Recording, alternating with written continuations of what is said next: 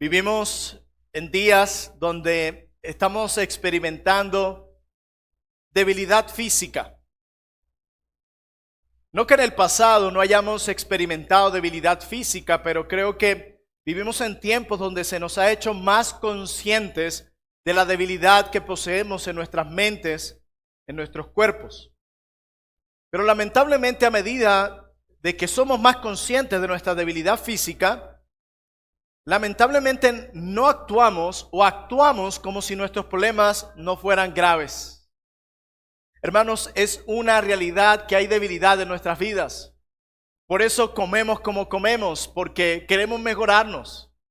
Por eso nos alimentamos, porque el mismo Dios que sana y fortalece ha determinado medios para ello.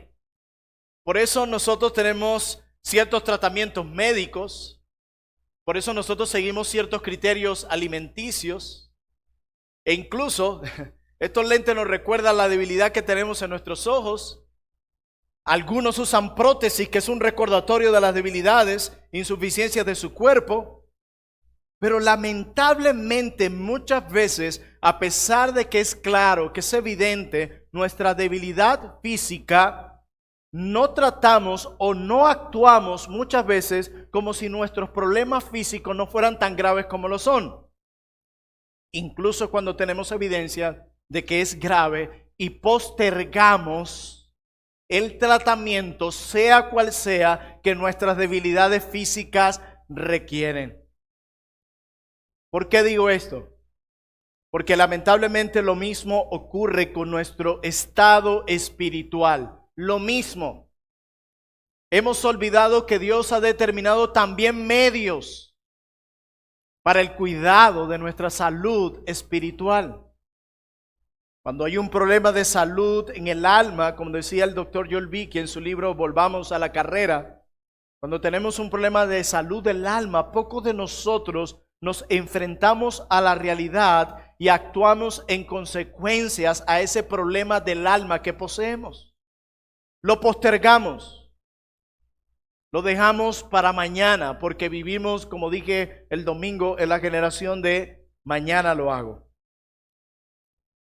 Pero aún peor, cuando incluso la palabra de Dios, esa palabra de vida que acabamos de cantar, que por medio de esa palabra llegamos a conocer el remedio para la curación de nuestro problema del alma, a pesar de que la palabra nos brinda el remedio para ese problema del alma, preferimos no hacer nada.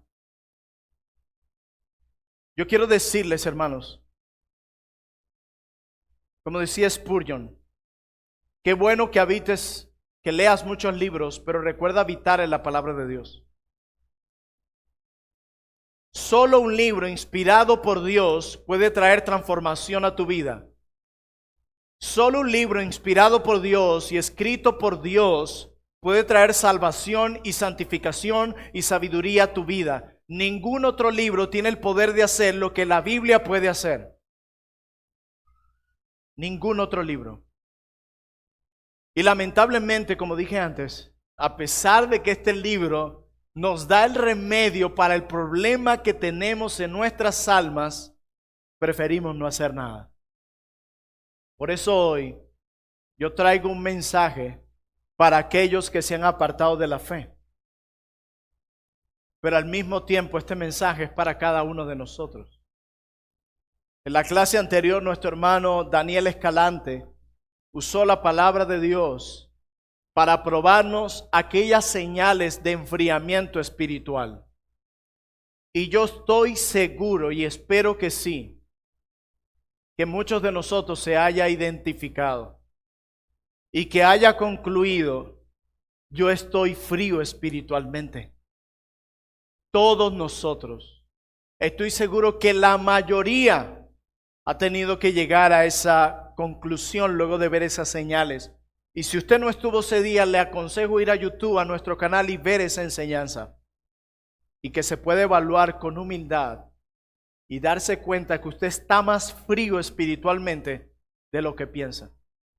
Y probablemente debido a esa frialdad, en este momento dice: no, ¿qué va? Yo no estoy frío espiritualmente. Probablemente esa sea una de las señales más evidentes. Acompáñenme a Oseas 14:1 de nuevo.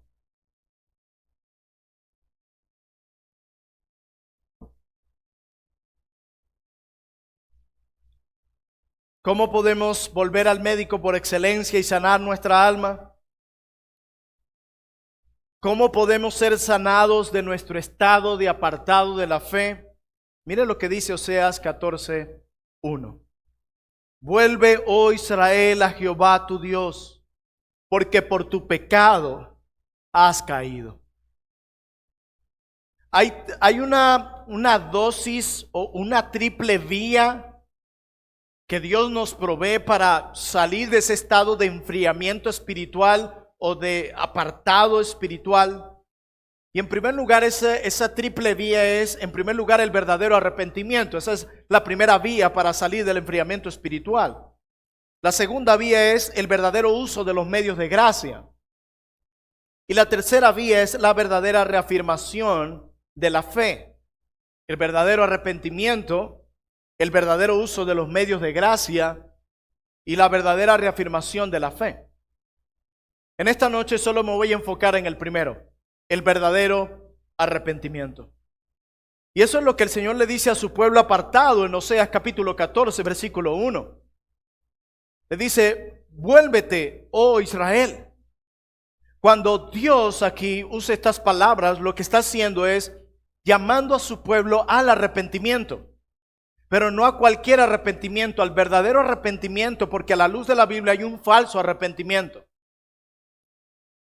Y este arrepentimiento, el cual nos llama el texto de Oseas, no se trata de un mero cambio de estilo de vida, como hacer una dieta baja en sal o dejar de fumar. Tales cambios que acabo de mencionar pueden ser motivados por puro egoísmo, por pura vanidad, por puro orgullo. Se trata de volvernos del pecado a nuestro Dios de pacto. Se trata de quebrantar nuestra propia voluntad y avivar nuestro amor por Él. De eso se trata. El arrepentimiento se puede falsificar. Y creemos que con algunas reglas o reformas morales ya estamos mostrando un verdadero arrepentimiento. Creemos que con tratar de disimular nuestro enfriamiento espiritual lo hemos hecho bien.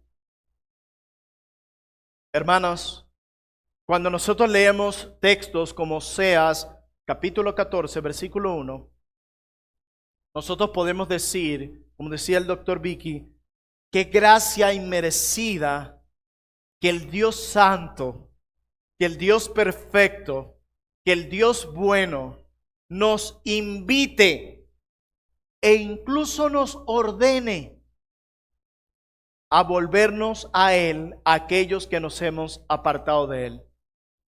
Qué misericordia, qué compasión, cuánto amor, que este Dios, a pesar de nuestra rebeldía, a pesar de nuestro enfriamiento, nos invite, nos ordene a volvernos a Él. Fuller escribió lo siguiente: las Escrituras nos aseguran que la misericordia de Dios es muy grande, pero también tierna, y que es su voluntad perdonar a todos aquellos que vuelven a Él en el nombre de su Hijo Jesucristo. Hermanos, la misericordia de Dios es muy grande, la misericordia de Dios es muy tierna. Tanto así que nuestro Dios está dispuesto a recibir a todos aquellos que se vuelvan a Él en el nombre de su Hijo. El Catecismo Menor de Westminster, en su pregunta 87, nos da una excelente definición del arrepentimiento. Y dice de la siguiente manera: el arrepentimiento para vida, el arrepentimiento verdadero, es una gracia salvadora por la cual un pecador con un verdadero sentimiento de su pecado y comprendiendo la misericordia de Dios en Cristo, con dolor y aborrecimiento de su pecado, se aparta del mismo y se dirige a Dios con pleno propósito y empeño de una nueva obediencia. Eso es el arrepentimiento. Pero hermanos, no imaginen ni por un momento que volver de verdad cuando estás apartado y frío espiritualmente, no piensen que este es un proceso rápido o sencillo. El enfriamiento espiritual no es algo en lo que caemos de la noche a la mañana. Es algo que se viene cosechando y cosechando y cosechando hasta que llegues a ese punto que un día dijiste que no llegarías. Por lo tanto, no piensen que salir del enfriamiento espiritual es algo rápido o sencillo, ya que implica al menos 7 elementos. 7 elementos implica este verdadero arrepentimiento, este proceso de salir del enfriamiento espiritual y volverse a Dios en el nombre de Cristo. Y el primer elemento de este proceso necesario y glorioso que Dios nos da, el primer elemento es el siguiente: reconocer tu condición pecaminosa. Reconocer tu condición pecaminosa. Hermanos y amigos, el arrepentimiento y la vuelta a Dios no pueden tener lugar si uno no se da cuenta de la gravedad de haberse apartado de Dios. Si nosotros simplemente vemos esto como algo superficial, o peor aún, no lo vemos, va a ser muy difícil que nosotros podamos apartarnos de este enfriamiento espiritual. Así que el primer paso es reconocer nuestra condición pecaminosa, reconocer que hemos pecado. Observa la razón que da Oseas para el arrepentimiento en Oseas 14:1. Dice, porque por tu pecado has caído, por tu pecado. Hermanos, hasta que no veamos que hemos caído y hasta dónde hemos caído, y que esta caída que hemos experimentado fue causada directamente por nuestro propio pecado, nunca nos vamos a arrepentir. Esa es la razón por la que muchos postergan su arrepentimiento para con Dios y para con los hombres a quienes les han faltado. Esa es la razón por la que los postergan, porque no se ven a sí mismos como culpables. Vivimos en una generación que ha arrastrado ese síndrome adámico de echarle la culpa a los demás de todo. Yo me aparté del Señor porque la iglesia en la que yo estaba no me visitaba. Yo me enfrié en la lectura de la Biblia y en la oración porque yo no tenía hermanos en la fe, ni mi pastor me exhortaba. Yo realmente pequé con respecto a esto porque vivo en un barrio donde la presión mundana es muy grande y lamentablemente cedí. Siempre estamos buscando un culpable fuera de nosotros. Y nuestro mayor enemigo vive dentro de nosotros.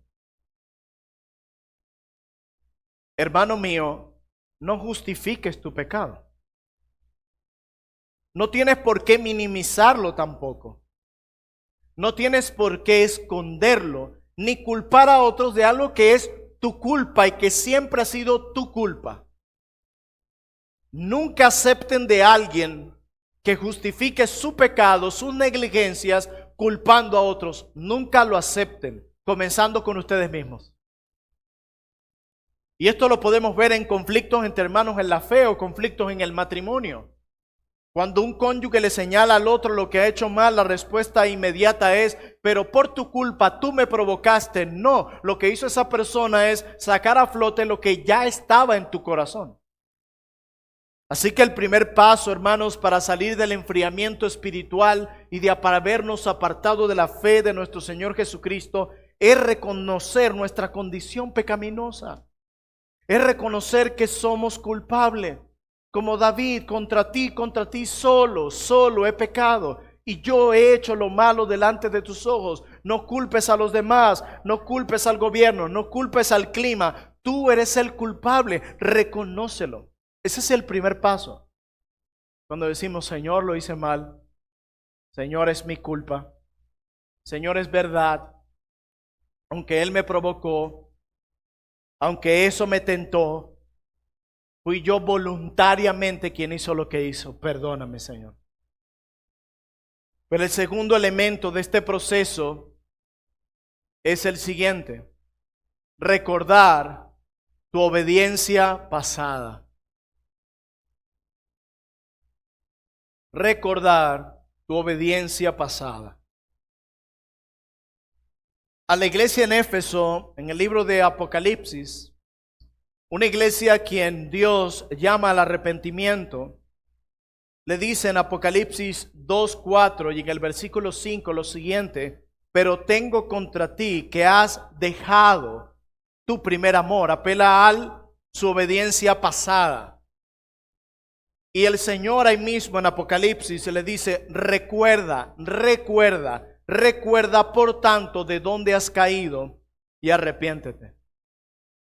Dios aquí llama a esta iglesia a recordar su obediencia pasada. Y cito al doctor Vicky cuando él, hablando de estas verdades con signos de exclamación, dice lo siguiente: recuerda las alturas de las que has caído. Esto va para cada uno de nosotros. Acuérdate de cuando te refugiabas en Cristo. Cuán valiosos eran todos sus beneficios para ti. Frutos de obediencia, su muerte, su resurrección. Recuerda con cuánta frecuencia deseaste con fervor ser hallado en Él. Recuerda. En esos momentos de caída o de enfriamiento espiritual, es sabio recordar nuestra obediencia pasada. Recordar esos momentos donde odiábamos y aborrecíamos cualquier conversación que no era piadosa. Recordar aquellos momentos donde nos levantábamos en la mañana y nos sentábamos en la cama y decíamos: Padre nuestro que estás en los cielos, y hablábamos con nuestro Dios. Recuerda esos momentos de cuando se necesitaba a alguien para servir en el reino de Dios. Tú eras el primero en ofrecerte. Recuerda esos momentos de tu obediencia pasada, en esos momentos de enfriamiento espiritual. Recuerda que no siempre fue así y que puede volver a ser así o mejor. El tercer elemento que debemos tener presente en este proceso no es solo reconocer nuestra condición pecaminosa, no es solo reconocer nuestra obediencia pasada, sino que en tercer lugar es necesario examinar tu pecado. Examinar tu pecado. Junto con el arrepentimiento, el Espíritu Santo concede un celo santo en nosotros contra el pecado, como lo enseña Pablo en 2 Corintios 7:11. Él nos da un deseo ardiente a cada uno de nosotros de rastrear y encontrar nuestro pecado. Nosotros necesitamos examinarnos con humildad, mis hermanos, y comenzar a rastrear dónde comenzó esto. Ningún pecado cometido o adicción surgió de la nada. ¿Dónde comenzó esto? Un siervo del Señor del siglo XVI dijo lo siguiente: cuanto menos se escudriña el corazón, siempre se tiene menos fuerza de la gracia. Cuanto menos se escudriña el corazón, siempre se tiene menos fuerza de la gracia. Necesitamos escudriñar nuestros corazones constantemente. Nos encanta escudriñar el corazón de los demás. No está mal que intentes sacar la paja que está en el ojo de tu hermano. Eso no está mal. La Biblia no reprocha el hecho de que tú intentes sacar la paja que está en el ojo de tu hermano. Lo que se te dice es que lo hagas en el orden correcto. Primero, número uno, saca la viga que está en tu ojo para que puedas hacerlo bien. Porque es una locura intentar sacar la paja del ojo de tu hermano cuando tienes una gran viga en el tuyo. No lo vas a hacer bien. Tu propia visibilidad está obstaculizada. Necesitamos examinar nuestro corazón. Dejar de estar hablando mal de los demás con otros y comenzar a mirar nuestro corazón y decir, yo soy igual o peor que él. Escudriña tu corazón. Si quieres salir de ese enfriamiento espiritual en el que te encuentras, escudriña tu corazón, te lo suplico. Mira hacia Él con humildad, sin morbo, con humildad, con la palabra de Dios como espejo, no basado en los criterios y opiniones de los hombres, la palabra de Dios. Hermano, es agotador y muy triste ver a tantos evangélicos hoy tener tan en poco la palabra de Dios. A veces pensamos que los que más pisotean la palabra de Dios son los impíos y los reyes malvados. No, muchos de ustedes la pisotean o la pisoteamos cuando no la tenemos en cuenta. Cuando la menospreciamos, cuando colocamos la sabiduría de los hombres por encima de la de Dios, cuando colocamos incluso la tradición por encima o le igualamos a la palabra de Dios. No te conviertas tú en un enemigo directo o indirecto de la palabra de Dios. Porque créeme, no saldrás ileso del juicio divino. No menosprecies la palabra de Dios. No hagas cosas que demuestran que menosprecias la palabra de Dios. Úsala como un espejo y escudriña tu propio corazón. Yo creo que si nos sentamos, nos tomamos unos minutos con la guía del Espíritu, encontraremos muchas cosas horrendas en nuestro propio corazón. Yo encuentro muchas cosas malas en mi propio corazón. Mi corazón todavía está lleno de egoísmo, de orgullo, de vanagloria. Necesitamos escudriñar nuestro propio corazón. En cuarto lugar,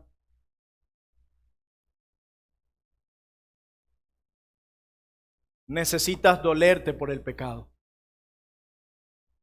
Parte de este proceso incluye el poder dolerte por el pecado.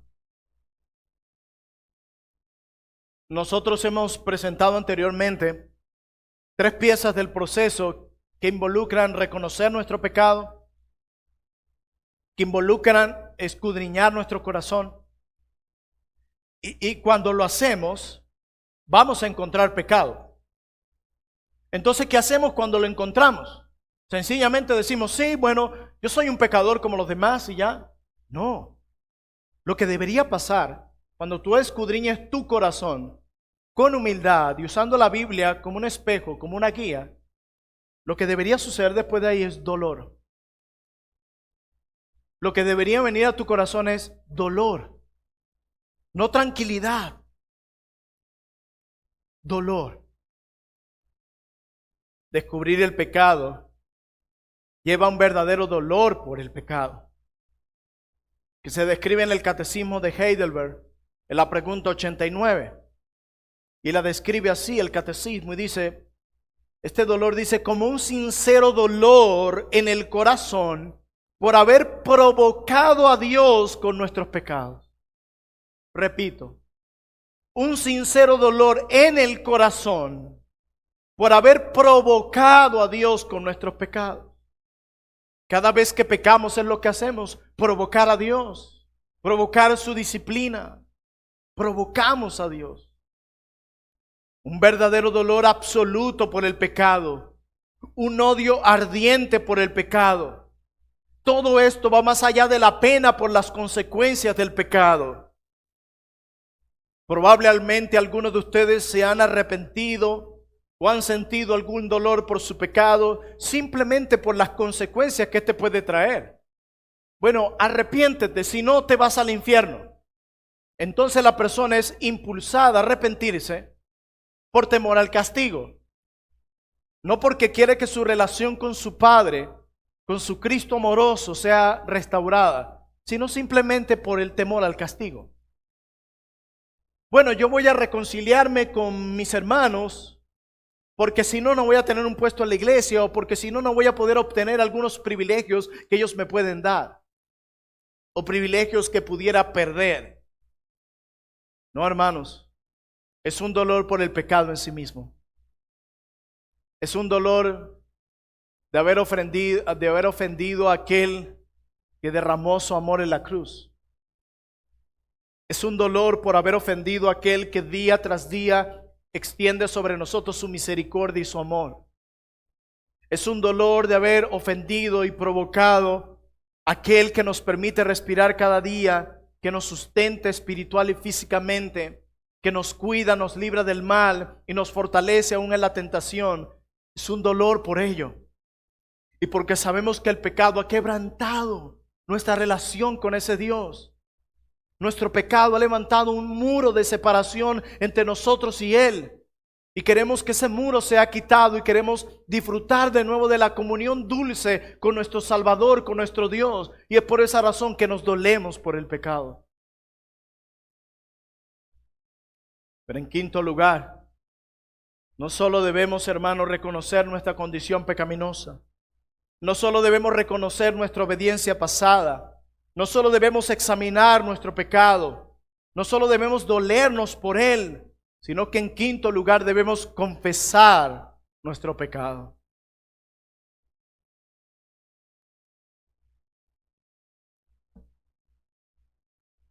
Cuando sentimos verdadero dolor por el pecado, no un dolor superficial y que simplemente teme a las consecuencias, sino un verdadero dolor por el pecado, el cristiano que se ha apartado de ese pecado debe derramar su corazón delante de Dios.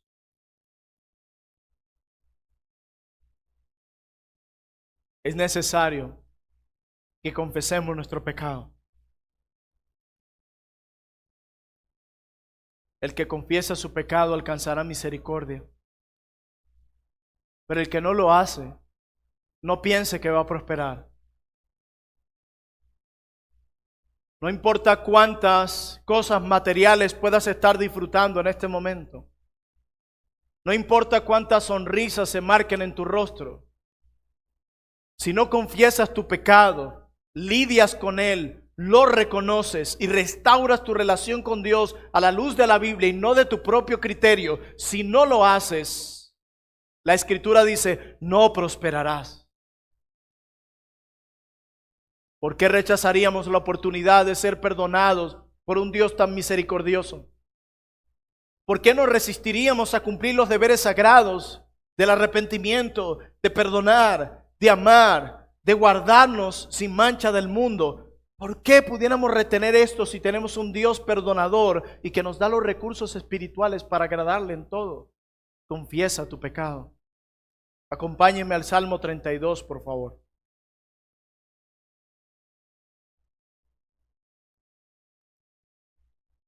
Salmo 32.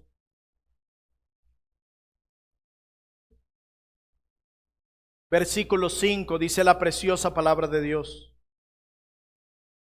Mi pecado te declararé y no encubrí mi iniquidad. Dije, confesaré mis transgresiones a Jehová y tú perdonaste la maldad de mi pecado. ¿Quieres que tus oraciones terminen como la parte final del verso 5? Necesitas tomar en cuenta la primera parte del verso 5. Confiesa tu pecado. No encubras tu iniquidad. Confiesa tus transgresiones a Jehová. Y Él perdonará tu maldad. Eso dice el Señor. ¿Cuántos de ustedes le creen a la palabra del Señor? Amén. Confiesa tu pecado. En sexto lugar, no solo debemos dolernos por el pecado y confesar nuestro pecado, si queremos salir del enfriamiento espiritual y avanzar en nuestra carrera, en nuestra vida cristiana y seguir corriendo con la meta frente a nuestros ojos, sino que en sexto lugar necesitamos huir del pecado. No es suficiente con reconocerlo. No es suficiente con decirle a los demás, sí, soy pecador, sí, yo tengo la culpa, sí, reconozco que yo soy partícipe de eso que se hizo. Eso no es suficiente delante de los ojos de Dios. Es necesario huir del pecado, abandonar el pecado. El falso arrepentimiento no da lugar a una verdadera reforma. El falso arrepentimiento se niega a odiar el pecado de todo corazón y de romper con él por completo. El falso arrepentimiento se niega de eso. El falso arrepentimiento es meramente superficial. Es una piedad solo de labios. Pero en su corazón hay muchas cosas que no están a cuentas con Dios, que no están bien para con Dios. Pero el arrepentimiento piadoso, el arrepentimiento verdadero, el arrepentimiento que complace y que glorifica a nuestro Dios, incluye tanto el alejamiento del pecado como la vuelta a Dios. Y huye del pecado de todo corazón. Tú puedes saber que alguien realmente ha abandonado su pecado cuando realmente esta persona se aleja del pecado y de aquellas cosas que lo pueden poner en el mismo terreno del pecado y se vuelve a Dios. No queda en un estado neutro, negativo, sino que va en el sentido ahora positivo hacia Dios. Corre de nuevo a Él de quien se alejó. Hermanos de nosotros, hermanos míos, ¿cuántos de nosotros nos hemos puesto en situaciones muy peligrosas para nuestras almas? ¿Cuántos de nosotros hemos llamado legalismo aquellas normas que sí están en la Biblia, que nos protegen y que nos presentan un camino de pureza y santidad? Por la gracia de Dios únicamente, tengo 11 años pastoreando en esta iglesia y no se imaginan cuántas parejas jóvenes han pasado por aquí. Y a todas se les ha advertido el cuidarse, en que sean puros, en que se guarden sin mancha del mundo, de las caricias, de los besos, que solo se le da a alguien que es tu esposa. Tú no sabes, joven, que esa jovencita que estás acariciando, tomando de la mano, tocando y besando, con la cual no has entrado en pacto matrimonial, todavía no es tu esposa y pudieras estar besando a la esposa de otro si un día decides no continuar con ella.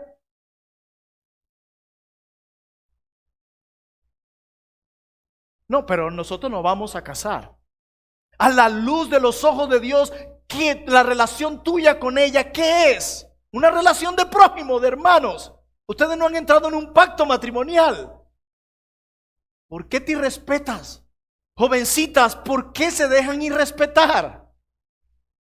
¿Por qué se dejan tocar y acariciar de quien no es su esposo?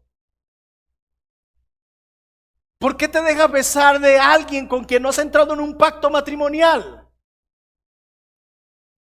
Pero los domingos en el culto profesas piedad. Pero eso que se hace son actos de impiedad. No puedes decirlo, Señor, líbranos de la tentación, cuando te metes en todas las situaciones que te tientan. Es como acercarse al fuego bañado de gasolina. Es inevitable que no te quemes. Pero ¿saben qué es lo triste? Que la mayoría de esos jovencitos no atienden el consejo. Y les toca caer para decir, wow, tenía razón. ¿Por qué tenemos que tropezar a juro para aprender a glorificar a Dios? Jovencitos que se conduzcan aquí en esta iglesia y en cualquiera, sepan que están actuando igual que los impíos y que tu actitud no glorifica a Dios. Así leas tu Biblia todos los días y te congregues en la iglesia más reformada del mundo. Esto es entre tú y Dios. Y si te parece legalismo, muy bien, entonces esta no es la iglesia para ti. Ve una iglesia donde te metan en el fuego y donde entres al matrimonio con un montón de heridas y tocando y besando a la mujer de tu prójimo con la cual no has querido asumir ningún tipo de compromiso. Hazlo y ya. Y si después quieres hablar en redes sociales de Trono de Gracia, hazlo y ya. Aquí servimos a Dios, no a los hombres. Y si te aconsejamos esto es porque queremos protegerte de tu propio corazón. Huye del pecado. Huye, porque Él no huirá de ti. Huye del pecado, que te tiene la espada aquí en el cuello, solo esperando un paso en falso para cortarte la cabeza. Huye. Y tú decides si tomas el consejo o no. Pero Dios es claro. Si quieres para argumentar tu posición, hablar de videos de YouTube que leíste, de un libro que leíste, de una película que viste, del libro mormón, de donde quiera, hazlo. Pero mi Biblia me llama a la pureza y a respetar a la mujer con la que todavía no he entrado en un pacto matrimonial. Y diga esto con respecto a este tema, pero esto es aplicado a todas las áreas. Si realmente queremos salir del enfriamiento espiritual, necesitamos huir del pecado. Y el verdadero arrepentimiento va en sentido contrario al que venía. Si es una persona que estaba acostumbrada a murmurar de los demás, ahora ella va a hablar bien de los demás. Si es una persona que estaba acostumbrada a la impiedad y a ceder a las tentaciones en una relación con la que no es su esposo, ella va ahora a protegerse de ello, porque ese es su prójimo y su hermano en la fe. Esa persona con la que te está acariciando y besando puede morir un día antes de la boda o 2 días antes de la boda, confirmar que lo que estaba contigo era un impío, un incrédulo y no un creyente. Huye. Da frutos de que realmente estás huyendo. Huye. Corre. Corre. Corre del pecado. Porque Él no tiene compasión de ti. Y no le pidas a Dios que te libre de la tentación si te estás metiendo en todas las situaciones que te llevan allá. Y el que realmente huye del pecado se aparta de él y se vuelve a Dios. No simplemente decir, ok, ya no voy a hacer eso y quedo en un estado neutral. No, en la Biblia eres blanco o negro. Entonces, vuélvete a Dios. El verdadero arrepentimiento se aparta de eso y se vuelve a Dios y huye del pecado de todo corazón. Ese es el verdadero arrepentimiento. Decía el doctor Vicky, no juegues con el pecado como si fuera un juguete. Deséchalo como a una letal serpiente de cascabel. ¿Quién ve a una cascabel y juega con ella?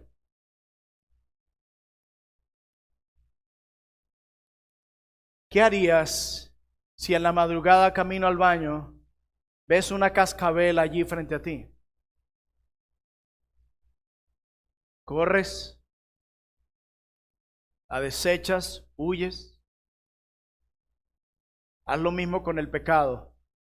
Y créeme, es más peligroso que una cascabel. El que encubre sus pecados no prosperará. Va a ser que los confiesa. Y me encanta esto. Y se aparta. Alcanzará misericordia.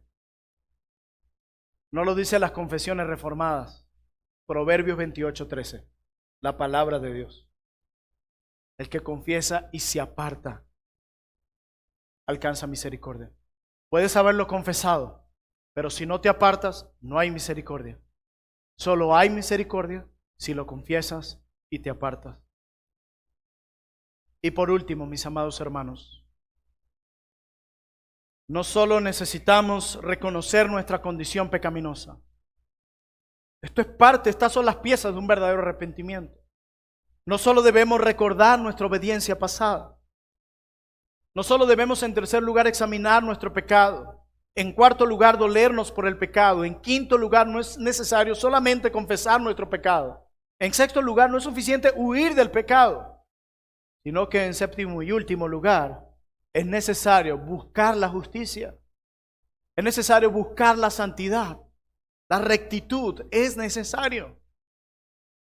Hermanos, el arrepentimiento verdadero, bíblico y piadoso que honra y complace a nuestro Dios, no solo requiere la obra negativa de confesar y huir del pecado, sino también la obra positiva de buscar a Dios de nuevo. Se requiere ambos. Acompáñenme por favor a la palabra de Dios, al libro de los Hebreos, capítulo 12, Si no vamos a hablar esto conforme a la palabra de Dios, mejor no hablemos. Así que miremoslo a través del texto. Hebreos capítulo 12, versículo 12.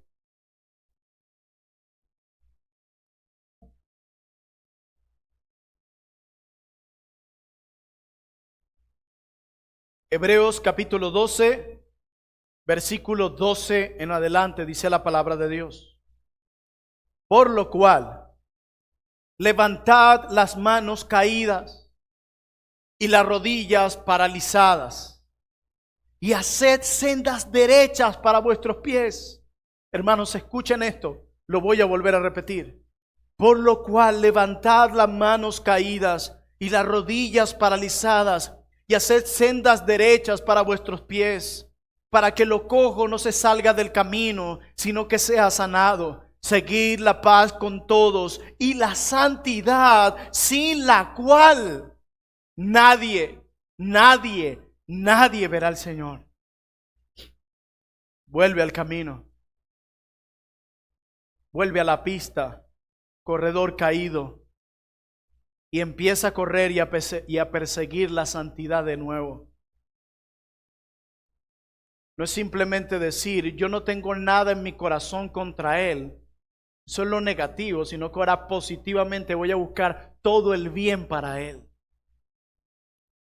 No solamente voy a dejar de tratar ásperamente a mi esposa, sino que positivamente voy a tratarla con amor. No simplemente voy a huir de la impiedad en esa relación que no ha llegado al matrimonio, sino que voy a orar y a protegerme con mi futuro cónyuge emocionalmente, materialmente y sexualmente. No solo el aspecto negativo, sino el aspecto positivo.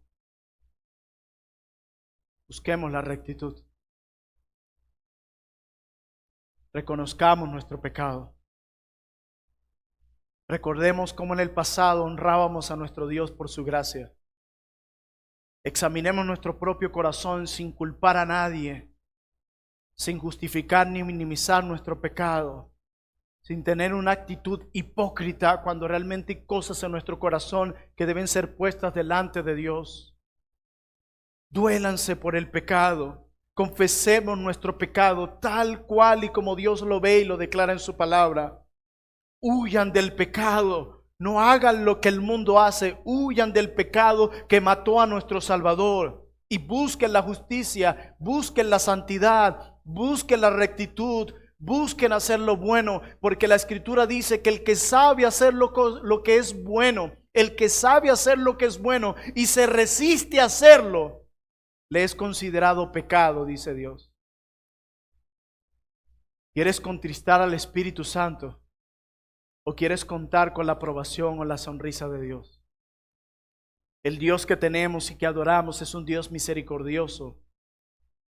Nos concede una misericordia eterna y tierna para que podamos ir a Él en arrepentimiento y fe, y que por medio del poder de su Espíritu podamos ser todos sacados de ese enfriamiento espiritual. Por medio de su Espíritu podamos ser avivados en medio de nuestro enfriamiento espiritual y volvernos a Él a través de un verdadero arrepentimiento.